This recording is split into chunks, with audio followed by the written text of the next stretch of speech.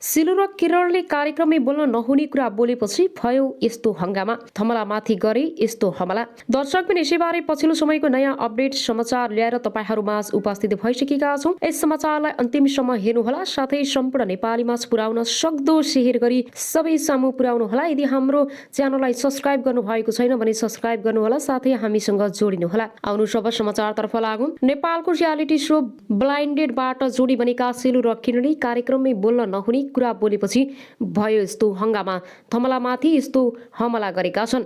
एमाले अध्यक्ष ओलीलाई कारबाहीको माग गर्दै जिल्ला प्रशासन कार्यालय भक्तपुरमा उजुरी परेको छ। नेकपा एमालेका अध्यक्ष केपी शर्मा ओलीलाई कारबाही गर्न माग गरेको छ। ओलीलाई कोरोना संक्रमित हुँदाहुँदी बालकोट स्थित रक्तदान कार्यक्रममा संक्रामक रोग एन 2020 विपरीत सहभागी भएको भन्दै अभिजित अधिकारी र वीरेन्द्र मडैली जिल्ला प्रशासन कार्यालय भक्तपुरमा कारबाही पत्र पेश गरेका हुन्। आफू कोरोना संक्रमित हुँदाहुँदै माघ 12 गते एमालेको भातृ संगठन युवा संघद्वारा आयोजित रक्तदान कार्यक्रममा हुलहुज सहित शरीक भई आफूलाई सामान्य संक्रमण भएको निवेदनमा भनिएको छ। कोरोना संक्रमित ओलीले कोरोना संक्रमण फैलाउनुका साथसाथै भ्रमित अवस्था सिर्जना गरेको भन्दै संक्रामक रोग एन 2020 को दफा 3 बमोजिम कारबाहीको माग गरिएको छ। निवेदन पत्रमा भनिएको छ, कोरोना संक्रमित केपी शर्मा ओलीको उपस्थिति र उल्लेखित भाषणको बारेमा विभिन्न पत्रकार, पत्र पत्रिका एवं सञ्चार माध्यममा समेत समाचार संप्रेषण भएका छन्। उक्त समाचारहरू र तस्बिरहरू यसै निवेदनका साथ पेश गर्दछौं। यसरी आफू कोरोना संक्रमण फैलाउने कार्य गरी संक्रामक रोग एन 2020 विपरीत कार्य गरेकाले निज केपी शर्मा ओलीलाई कानून बमोजिम आवश्यक कारबाही गरी पाऊ। अब आउनु शहरको समाचारतर्फ लागौं। पर्यटन मन्त्री आलेको नजर गुहेश्वरी क्षेत्रमा अतिक्रमण गरेर बनाएका टहरा 15 दिनभित्र हटाउन निर्देशन दिएका छन्। संस्कृति पर्यटन तथा नागरिक उड्डयन मन्त्री प्रेम बहादुर आलेले गुहेश्वरी क्षेत्रमा अतिक्रमण गरेर निर्माण भएका टहरा 15 दिनभित्र हटाउन निर्देशन दिए। आइतबार पशुपति क्षेत्रको स्थलगत अनुगमन गर्दै मन्त्री आलेले पशुपति क्षेत्रभित्र पर्ने गुहेश्वरीमा निर्माण गरेको टहरा 15 दिनभित्र हटाउन निर्देशन दिएका हुन्। अनुगमनका क्रममा मन्त्री आले पशुपति मन्दिर क्षेत्र, ओकाली, गुहेश्वरी लगायतका क्षेत्रमा पुगेका थिए। सो क्रममा उनले पशुपति क्षेत्रभित्र निकै विकृति देखिएको बताए। पशुपति विकास कोषमा यसअघि पदाधिकारीहरूले मनोमानी ढंगले काम गरेको पाएको भन्दै मन्त्री आलेले अब यसलाई सुधार गर्ने प्रतिबद्धता जनाएका छन्। उनले पशुपतिमा फूल रुद्राक्ष बिक्रीका लागि छुट्टै स्थान बनाए पनि धर्मलम्बीलाई अप्ठ्यारो हुने गरी सडकमा नै फूलमाला बिक्री गरिएको पाएकोले यसलाई पनि व्यवस्थित गरिने बताए। उनले पशुपति क्षेत्रमा निशुल्क गाई पालनका लागि स्थान दिएको प्रति पनि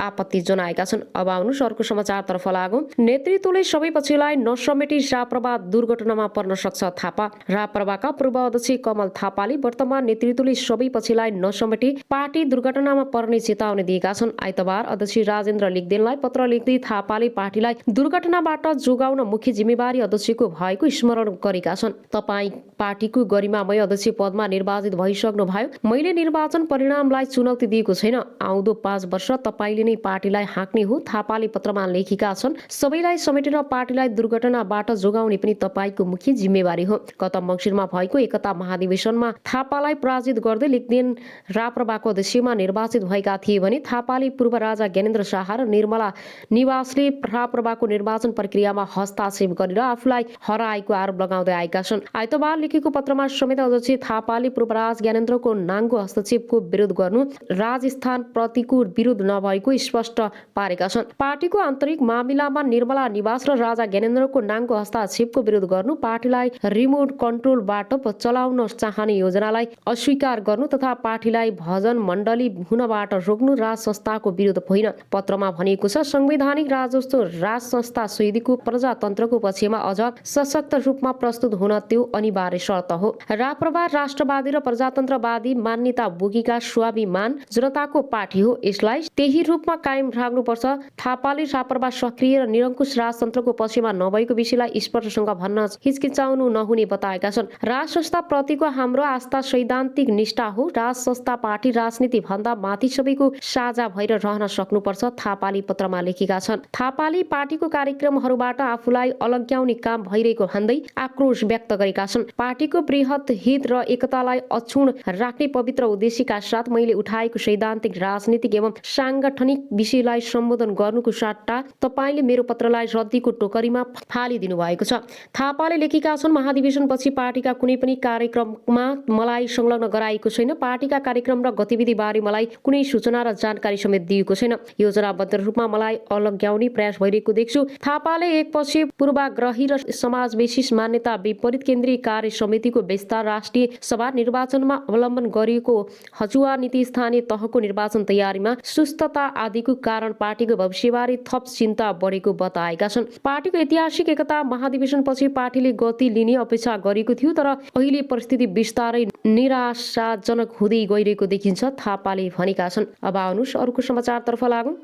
सानो जातसँग गई भनेर माइतीले जिउँदै मारे श्रीमानको पनि भिरबाट लडेर एकै दिन मृत्यु भएको छ। विज्ञान र प्रविधिको युग भनिने यो 21औं शताब्दीमा पनि अझै हाम्रो देश नेपालमा भने मान्छेहरू अन्धविश्वास र रूढिवादी परम्पराको पछाडि लागेको देख्दा नै हामी अनुमान लगाउन सक्छौँ कि हामी नेपाली कति पिछाडिएका छौँ। अरू देशका जनशक्ति चन्द्रमा लगायत अन्य ग्रहमा बस्ती बसाउने कुरामा तल्लीन रहँदा हाम्रो देशमा भने अझै मान्छेहरू जातपात छुवाछुतदेखि लिएर स्त्री अन्धविश्वासलाई लिएर झगडा गरिरहेका छन्, जुन आफैमा एउटा लज्जास्पद विषय रहेको छ। भनिन्छ माया अन्ध हुन्छ, जब मान्छे मायामा पर्छ तब उसले वरिपरि माया सिवाय केही देख्दैन।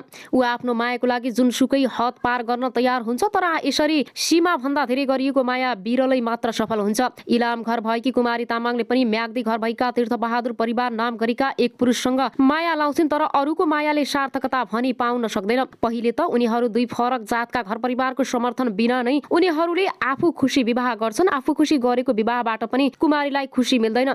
3 छोरीहरू जन्मेपछि उनका श्रीमानको भिरबाट लडेर मृत्यु हुन्छ, जसले उनको जीवनमा आँधीबेरी नै ल्याउँछ। परिवारले त उनको मायामा साथ दिएन, भगवान पनि उनको माया प्रेमको शत्रु बनेर निस्के। कलकलाउँदो उमेर 3 छोरीहरूको बोझ, तर उनी अहिले एक्लै अनि सामर्थ्यहीन भएकी छिन्। उनी कुमारी तामाङ आज मिडियामा आफ्ना दुःख अनि पीडा भरिएको मन लिएर आफ्ना 3 छोरीहरूसहित मिडिया सामु आएकी छिन्। जात नमिले पनि मन मिलेपछि तीर्थबहादुरसँग आफ्नो परिवारले आफ्नो जात ढाँटेर भए पनि विवाह गरिन् उनले। तर विवाह गरेको केही समयपछि नै तीर्थबहादुर छेत्री नभएर परिवार भएको कुरा बाहिरियो। जात थाहा पाएपछि त यता माइती पछिको लागि आफू मरेको सरह भएको उनी बताउँछिन्। श्रीमान विदेश गए तर खासै राम्रो कमाई भने गर्न सकेनन्, उल्टो ऋणमा परेको र त्यसपछि बुढाले दैनिक ज्याला मजदुरी गरेर नै घर खर्च टारेको उनी बताउँछिन्। पछाडि डोको भरि स्याउ सुन्तला र अगाडि नानी बोकेर पनि आफूले पेट पाल्नुपर्ने स्थिति समेत आएको उनी बताउँछिन्। विवाह भएको 12 वर्षपछि श्रीमान भिरबाट लडेर मरे। अहिले एक महिलाको घरमा झाडु पोछा गरेर आफ्नो जीविका चलाइरहेकी उनी।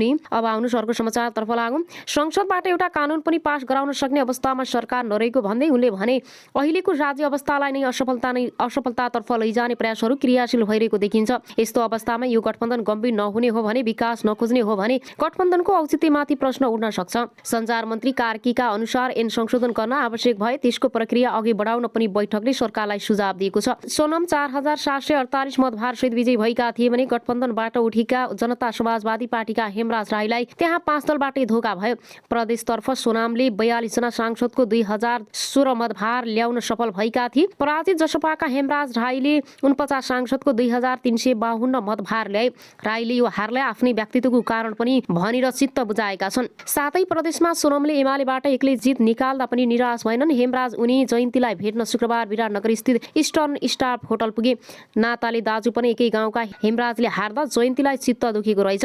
गठबन्धनबाटै धोका हुँदा हारेका हेमराजलाई देख्ने बित्तिकै जयन्ती भावुक हुँदै रुन पुगिन्। प्रदेश 1 मा जयन्ती र झापाका गोपाल बहादुर बस्नेत जित्न हारेका हेमराजले विराटनगरमै पुगेर उनीसँग मिलेका छन्। अब आउनुहोस् अर्को समाचारतर्फ लागौँ।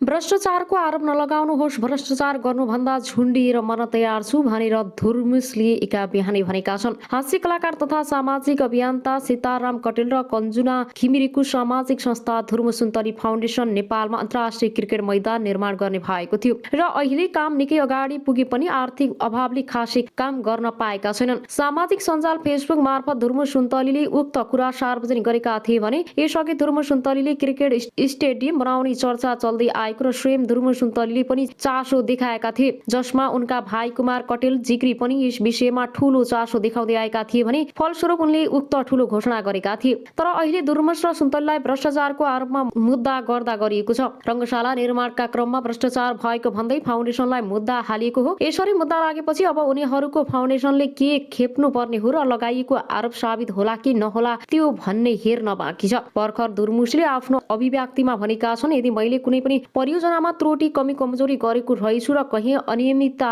गरेको रहेछु भने मलाई जे सजाय दिए पनि म भोग्न तयार छु। यदि कसैलाई केही कन्फ्युज हुन्छ भने म त्यही छु। रङ्गशालामा हामीले गरेको हिसाबले जो कोहीले पनि गर्न सक्नुहुनेछ, तर हामी मौन बस्यौँ, यी कुराको हामीले खण्डन गरेनौँ। भन्दैमा यो भनेर कृपया कसैलाई अपिसा नलगाइदिनु होला। म विनम्रतापूर्वक अनुरोध गर्न चाहन्छु